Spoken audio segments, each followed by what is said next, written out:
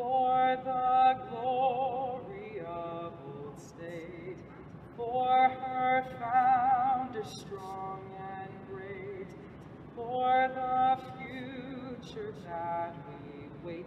Raise the song, raise the song. Where else would you rather be? I'm Paul Clifford, CEO of the Penn State Alumni Association, and welcome to the People of Penn State podcast.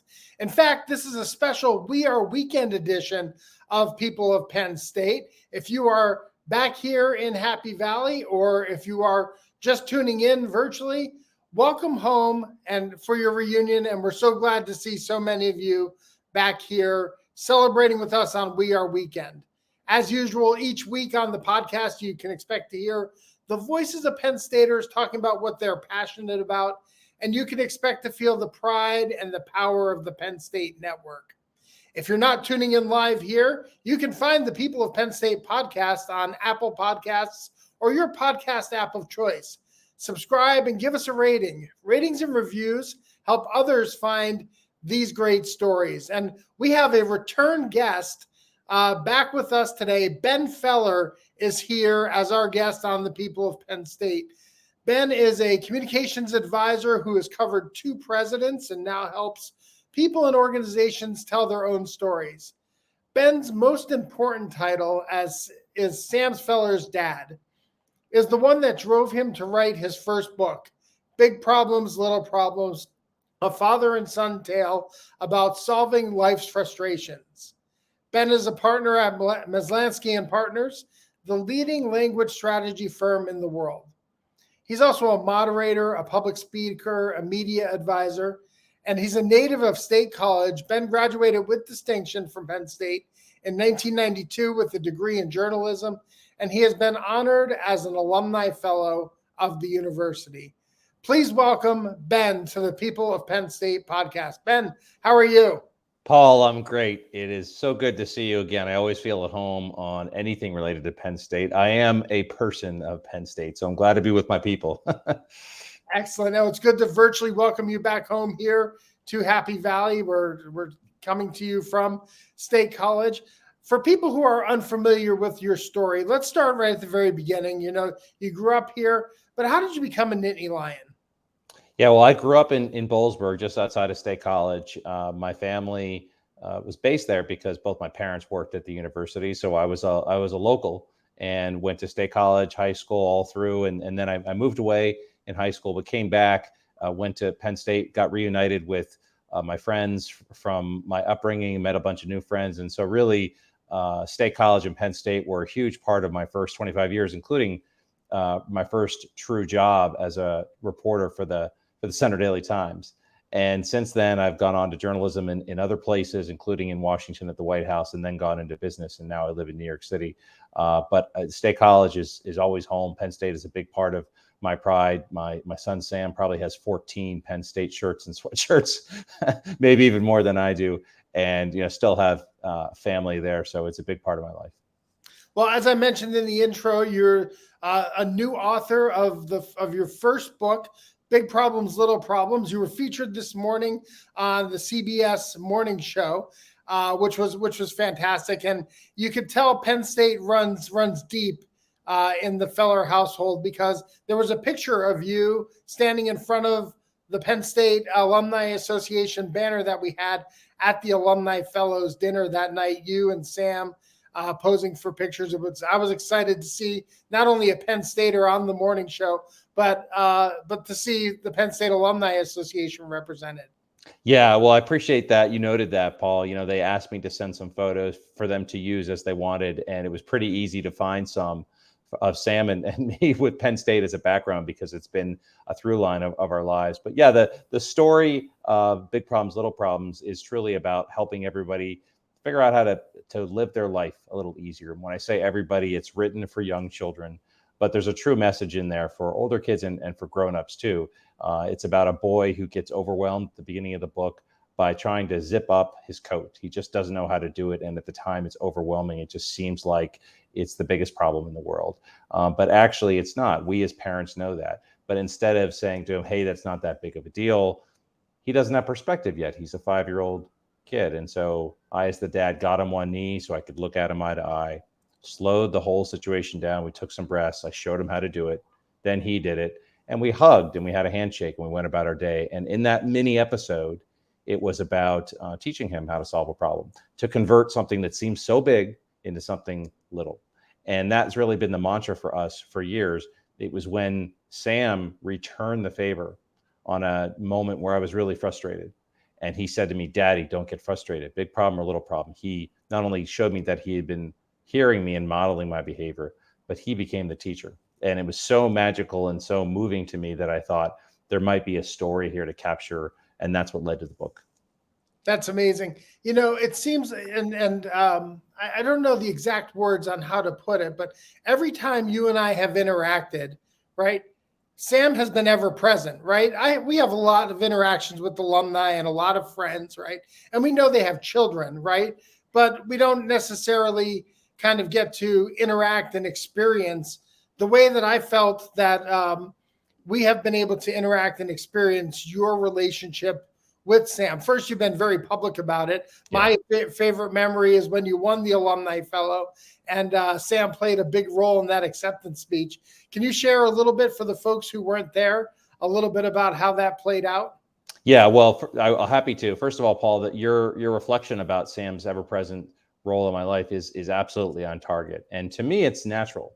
You know, we go on adventures together. I'm a present dad. He's got a very loving mom who's still present in his life as well. But for me, it's natural. Other times people say, wow, you guys do everything together. And I think there's just different degrees of engaged parenting depending upon the family. And some great parents don't necessarily love the activities and the planning and involving their kids as much for all kinds of reasons. But I really do. I get a lot of fulfillment out of it and I see his growth. So to your point about the Alumni Fellow honor, which was great a few years ago, you know, I came in with my son in State College and I had family around, and it was a great moment, Penn State pride for me, honoring both my journalism career and my business career as a communicator. But I wanted Sam to be involved. And so I intended to surprise my parents by having Sam come up to the podium. I think he was 7 at the time. And actually nobody in the crowd knew what was going to happen. And so I called him up at the end because, you know, a lot of the speeches were traditional. I want to thank my family. I want to thank alumni, and I want to thank the staff and the faculty. And I'm like, you know what? I'm going to do that too, but I want Sam to be involved in. So I told the crowd, look, you got his life in your hands here. He could go to Penn State or he can go somewhere else. And everybody starts laughing. I'm like, I don't think you're taking this seriously. Let him make the case. And I brought Sam up, and he stood on a stool that Mike Borman had put there for him and said, "We are," and the whole crowd went Penn State. And so that's my favorite "We Are" moment of all time. And there have been a lot of them, is my son saying it. And, you know, they had all those cameras in the back for Penn State purposes. And Sam's biggest takeaway was, I was on TV. You know, what I remember from that night was I'm not the tallest guy in the world. And so when I saw a stool at the podium, I thought my staff was playing a joke on me so people could see me up over the podium. But no, that was, you know, there are moments at ceremonies like that that are really traditional, right? And can sometimes drag on, right? But there's those moments that stick with you. And I'll always remember the Sam and Ben Feller moment on stage. I think it's probably just a peek into what your life with Sam has been like, right? And I think about the new book that you wrote, and I wonder kind of what's the origin story? Is it a compilation of, you know, of lessons you have learned from others, or just from your journey on being a father on your own? Yeah, I think it's a culmination of all those things, Paul. But really, when I felt that the symmetry of my teaching Sam and then his returning the lesson back to me, I felt like that was different, right? And so the elements of a story, as I learned them at Penn State and all through my career, there are a lot of elements to a winning story. It has to be, relatable to the audience, has to matter to them. There has to be something interesting or distinctive about it. I think it has to be distilled, to its essence, and it has to be inspiring at some level and animate emotion and activity. And I felt like this story had those elements. And also what was happening to me is, first of all, I've been a father now for almost 11 years. Sam turns 11 next week. And I was noticing all through the pandemic that there was a disproportionate amount of attention, and perhaps rightfully so, to the stress on the moms and families for everything they had to do to manage the dynamic in a household. But I and a lot of dads I knew were feeling it too. And you just don't see as many stories from the father's perspective, particularly in the children's book industry. And that was really a big reason why the book got made, was not just because of the White House background and the story of Big Problems, Little Problems. It was, let's give some voice to a father who's helping to raise a son, and give some recognition to that diversity of viewpoint, right? There are fathers who spend their days and nights problem solving with communication and empathy and emotion. They define strength as keeping your patience, as teaching your kid how to help other people. That's the lesson I think I've learned. So the origin was, I'm helping Sam calm down and solve problems, and he's helping me.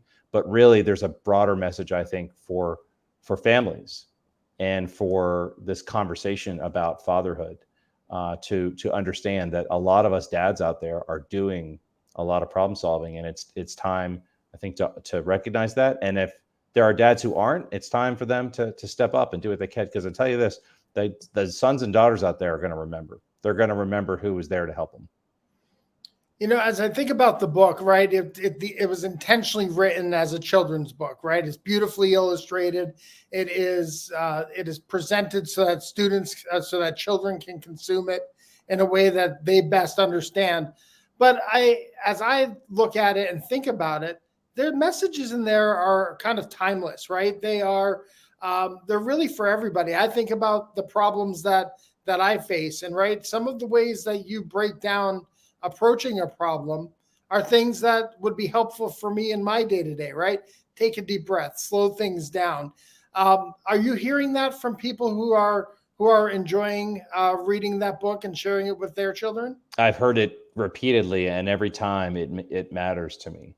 It matters to me because the book doesn't break ground in terms of a technique that nobody's heard of before. Right. Understanding what perspective means, the difference between a big and small problem, having some techniques, breathing, slowing down, celebrating small victories, moving on with your day. That's not a new idea, but it's the reminder of it that we all need. I think that's why I think it's hitting people. It's like, oh, I could do that too. I should put my phone down because you know what? I don't have to send this email right now. And I miss my train and I'm frustrated. But why would you be frustrated for a whole afternoon? Why not be frustrated for 1 minute and breathe and spend some time reading or listening to a Penn State podcast and wait for the next one? Like, we've lost some perspective about daily frustrations. And when we get that way as grownups, we model that for our kids. They feel the tension and they think that, wow, something big must be happening. Not really. So I think your reaction to it, the relatability of, I could probably use some of this in my own life. I am hearing that a lot, and it's really fulfilling. And you're a guy who has perspective, right? You sat in a room where you've discussed the world's biggest problems with some of our time's greatest leaders, right? You covered 2 presidents as the chief White House correspondent for the Associated Press. How did that influence your decision to write this book? Well, in a couple ways, I'd say. It definitely did give me perspective. When I left that beat, I was about 40 years old.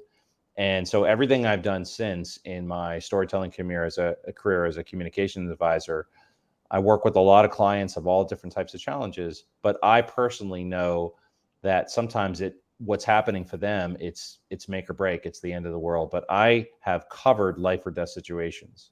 I've seen the aftermath of school shootings. I've been on secret trips to war zones. I've covered enormous votes with consequences for women's health and children's health, and those are very weighty life or death things that are truly big moments and big problems. And so when you have lived that, it gives you perspective on everything that comes rest. It doesn't mean that you condescend to other people's challenges. They're real to them. But I just know sometimes when people are getting worked up, I'm thinking this isn't as big of a deal as they think it is. So I bring that perspective to it. And I think it adds a kind of rational, calming, analytical perspective to it. And that's how I think about parenting. as well, right? There's so much, Paul, that's outside of our control, but we can control, or try to, our reaction to events, right? Our reaction to these daily challenges. And so I talk about this like it's intuitive and it's easy. It's not for me either, but I'm a lot better at it now at 51 than I was at 40 before Sam was born, or at 30 when the biggest problem of the day was so consuming. It's like, you know what? Let's have a little bit of humility. Like they're not all level 10 problems. So let's not bring level 10 consternation into the world, right? Let's handle our business. Right. It just struck me when you said you left the White House at 40 and now you're 51. Can you believe it's been 11 years since you've been on that beat? No. I mean, look, every once in a while, there was a clip, I think President Obama was having a video chat with the boy who famously was in the Oval Office as a young boy and said, "My hair is like yours," right? One of these iconic Pete Souza, the White House photographer, he captured that moment. And that boy is grown now, and he just did a video chat with President Obama. I'm like, that's nice. I don't really want to watch that. I don't want to think of that little kid as a young man, because that means what's been going on with my time, So no, it's tough to realize how much time has gone by. Yeah, it's interesting. My wife was an elementary or kindergarten teacher early in her career when we first got out of college, and now those kids are off to college, they're graduating, they're getting married, and it's like we don't need that information, right? Right. Talk a little bit about I think of children nowadays and all the things that captivate their attention, right? From videos that they can now watch to the devices that consume our time. What does Sam think about the book and all the attention that it's garnering? It's an interesting question, because I wanted to be very careful not to project any particular importance or significance to it that he didn't have, right? It's exciting to me to be a first-time author and to see this story of passion with my son and I on the cover, right? As you said, illustrated beautifully by the artist, Mercedes Lopez. So it's a huge moment for me. And I've been letting it kind of play out for him, Paul. And he has these moments where, oh my gosh, we're on the cover of a book. Oh my gosh, I'm going to be on national television, as he was this morning.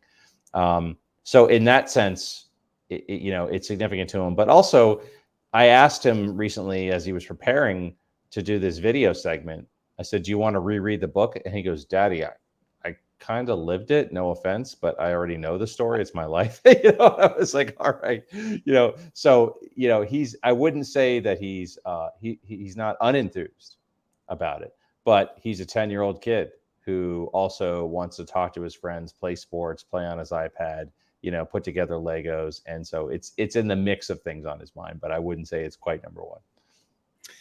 This is a special We Are Weekend edition of the People of Penn State. I'm Paul Clifford. I'm joined by Ben Feller. He is the author of Big Problems, Little Problems. So, Ben, we've talked about the writing you did for the Associated Press.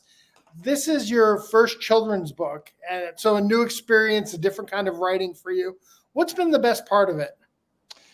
There's been a lot of elements to it and a lot of learning to it for me, Paul. So I've liked that part, right? I like the part too that has been reinvigorating for me during the core pandemic year of 2020, and then all the time since. They sort of feel like it's one monolithic period of time. I've needed projects that have reinvigorated me and captured my spirit. So I like that part of it. But I think most of all, what I've enjoyed is happening right now, and that's the varied reaction to the book. Some people love the transition from my being a White House political reporter to writing about the love of my child.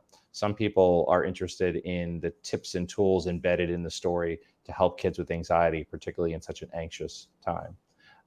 And some have liked the focus on fatherhood and the redefining of what strength means, as a dad. But everybody's got their own reaction to it. and their own related stories about it. And to me, as a creator, that's incredibly exciting and fulfilling. And it leads me to start thinking about, what am I going to do with this experience? It's great today and I love it, but am I going to take this excitement and spirit and create another book? Is it going to be about the next chapter of Sam or something totally different? And the writer in me likes that part of it. But really what you want in all the work I've done through my 30-year career is you want to reach people. You're not writing for the APY, or you're not writing for the bookstore, you're writing for people. And when I start to hear the reactions to it, like yours and others, that really matters to me. Yeah, it's interesting because I mean, certainly writing it's an art form, right? And so what that art means to the artist is one thing, and it's meaningful and it's strong, and it forced you to kind of create something, but then to kind of be vulnerable and open that up to the rest of the world to have a reaction to it, and to see how it's having an impact on them that's different from kind of the way that it impacted you has to be rewarding. Yeah, it really is. And, you use the word vulnerable in there. It's interesting to me. I have certainly felt vulnerable about a lot of things in life the last few years, and I've tried to be open about that with friends and family and anybody who asks on podcasts about storytelling, communications, life in New York City, anything. I've been open about the challenges of that. But this book really was not, didn't make me feel vulnerable at all, talking about how a dad tries to help his son through struggles and how the son helps the dad through struggles, right? That's unnatural to me. And I think it's part of being a dad in today's world, but also just how I'm wired, which is say what you mean, say how you feel, be direct about it, be bold about it, and try to connect with people. And don't worry if it sort of fits the image of what a dad is supposed to look like, or a mom is supposed to look like, or how you talk to a kid. It's from the heart, and Sam did that video for the CBS piece you referenced, and it was a surprise for me. So I just asked him when he came back, how was it? And he said, great. I spoke from the heart. I think about that, right? A 10-year-old kid coming back in with pride that he just did something for his dad and said, I spoke from the heart. To me, there's nothing better than that. Yeah, I was thinking of vulnerability from the sense of, here I've created something, right? And now I'm going to be vulnerable to put it out in the world and let the world react to it. Right? Oh, sure. No, that's a really good point. That's true too. I think probably the consequence of that, if there is a consequence, hasn't really been felt yet, because it's happening in real time. So, it's a pretty, at the end of all this, it's a pretty light, even though that has sort of some weighty lessons in here for parents and kids. It's a charming story about a dad helping a son helping a dad, and having some love together. As you said, it's beautifully illustrated. So it would be hard to be, I think, overly critical of this book, even if you didn't care for it. But I think you're right that it does take, when you create something of a personal nature and put it out there for the world, there is some risk there, and I think that's why I want to soak in this experience and think, all right, how did I feel about it? People want to know, okay, what's next from my sort of, if you did one, you must have another one. I'm like, that's not how my life has been. My career, none of it has been linear. Like, okay, this makes sense. It only makes sense looking back. In the moment, you're always trying to figure it out. Yeah. So I have no idea what's going to come out of this book experience. But I do know one thing, it's permanent, right? I mean, doing a book, it's permanent. And so it's going to be in bookstores, and it's going to be on our bookshelf. And someday, knock on wood, Sam's going to hand it to his kids. Well, let's talk about that. Where can people find the book, Big Problems, Little Problems? The easiest answer is anywhere books are sold. Okay. It really is available anywhere. I've created a website called bigproblemslittleproblems.com. So if your listening audience wants to check that out, it makes it very easy to buy the book. I've created links to maybe 12 or 15 places, big retailers, independent stores. So it's one click away there. And also the website has some background on me, some fun photos of Sam, our story together. I've also created a curriculum guide for teachers in the K through 12 environment. I heard that a lot, as teachers wanted some way to capitalize on the book. And so I've created some ways to think about, how do you problem solve stresses in your life for young kids. So there's a lot on the website, but the shorter answer to your question is, wherever you like to buy your books, they'll either have it or they can get it for you.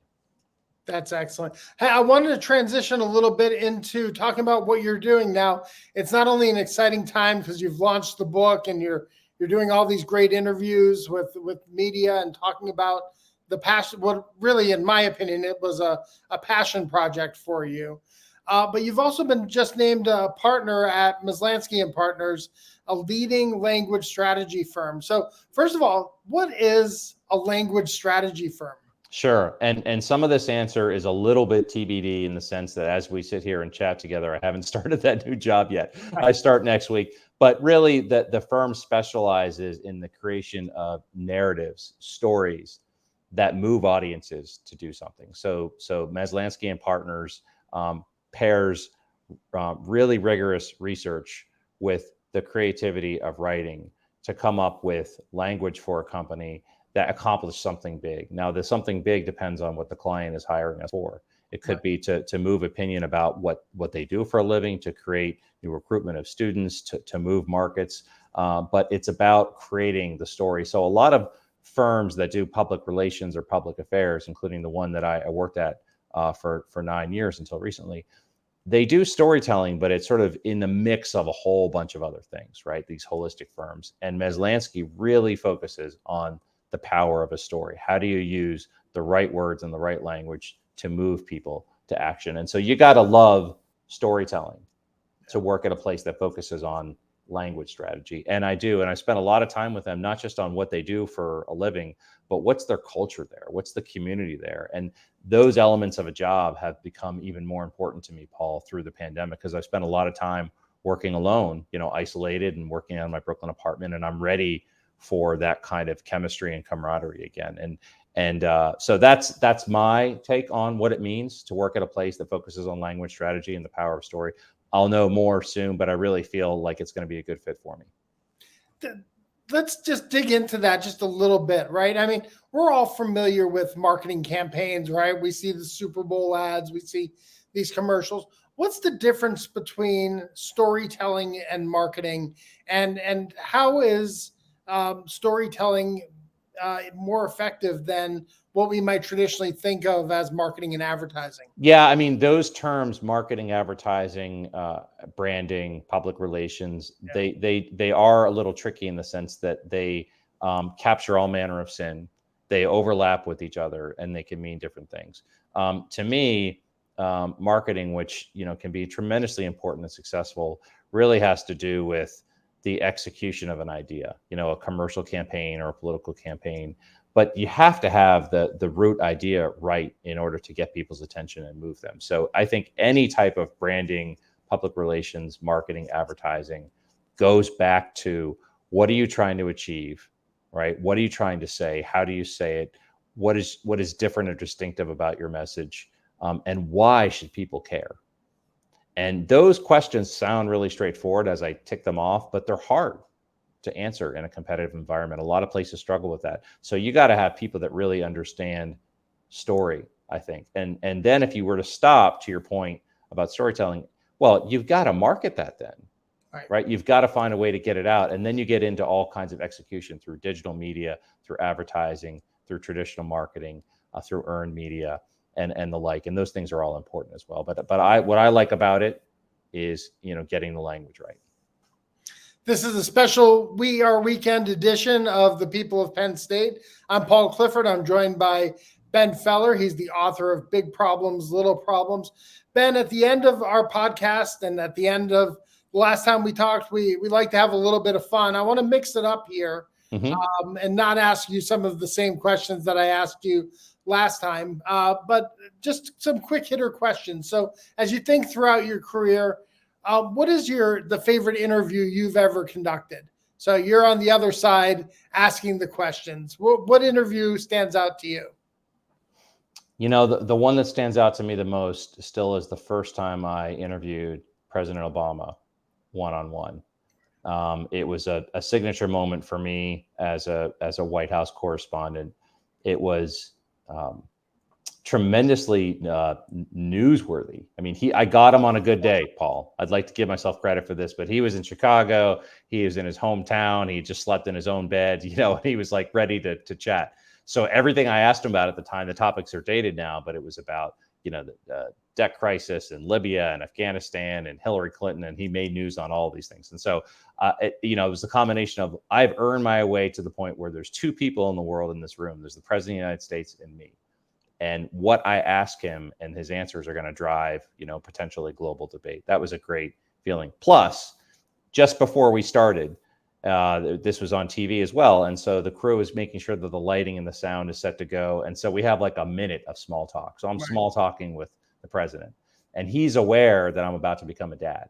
So even this ties back, Paul, to Sam. And he's like, what are you excited about? You're going to have a boy or a girl? I said, well, we're going to keep it a surprise. He's like, okay, that's great. But if you have girls, this is what you need to know. And he starts all of a sudden talking about the emotional mechanics and perils of breastfeeding. And I'm sitting there thinking, what are we talking about? This is a little bit odd. I'm thinking, are you trying to throw me off my game? Because it's not going to work, but this is really interesting, And so all of those funky elements, serious elements, made that interview so memorable for me, and one I'll always cherish. How about the favorite story that you've ever covered? I that's tough. Yeah. That's really tough. I think the story I wrote about the president's choice of Sonia Sotomayor to be a Supreme Court nominee was in the top 5, easily the hardest things I've ever done, because it was first of all, it's in a vault. It's in a vault protected by 10 other vaults. They will not tell you, and they don't want you to know. Right. And my assignment from the AP was, Ben, not try to break it. You must break it. So the pressure on me as a reporter was way out of bounds. It was unbelievable. And I worked on that story for 19 days from the time that, the vacancy became apparent to he named her. And I broke the story by a few minutes over, some competitors. And it's the most competitive beat in the world. I still believe that. And when I did, my bureau chief, I called in and said, it's Sotomayor, and we had a bulletin ready to go. And he said, I'll clean up his language a little bit. But he said, great job. Now you can break any story in the world. And he hung up on me. And, we started writing, and he said, listen, you get to write the final version, but just go into the East Room and take a victory lap. And I went in there, and it was President Obama, then Vice President Biden, and Sonia Sotomayor, and sort of all of Washington sort of taking this in. And I thought, I got this story first. And think about that, Paul. Think about me as an undergrad at Penn State, fighting my way into journalism classes, trying to figure out how to craft a story. What the hell is AP style? All the way to that, that's why that story means so much to me. Well, it's a long way from the press room at the CDT, that's for sure. It is, but it's all part of my story. I'm really proud of that. Absolutely. Well, hey, Ben, we want to thank you for joining us and, again, allowing us to share the next chapter of your story with fellow Penn Staters. When Penn Staters like you allow us to share your story, it elevates the value of the Penn State degree that we all hold, and for that, we're truly grateful. So thank you very much for joining us. Thank you for having me. I have tremendous pride in Penn State, and every time we get to chat and get to be in a platform like this, a podcast like this, it means a lot to me. So I thank you as well. Special thank you to our producer, Vincent Longaro, and our guest relations coordinator, Mara Ryan. If you like this episode, I hope that you will subscribe to the People of Penn State podcast on your favorite podcast app of choice. And while you're there, go ahead and give us a rating and drop us a review. If you are watching this as part of We Are Weekend and you are a member of the Penn State Alumni Association, thank you so much for your support. If not, what are you waiting for? Go to our website at alumni.psu.edu, and you too can become a member of the world's largest alumni association.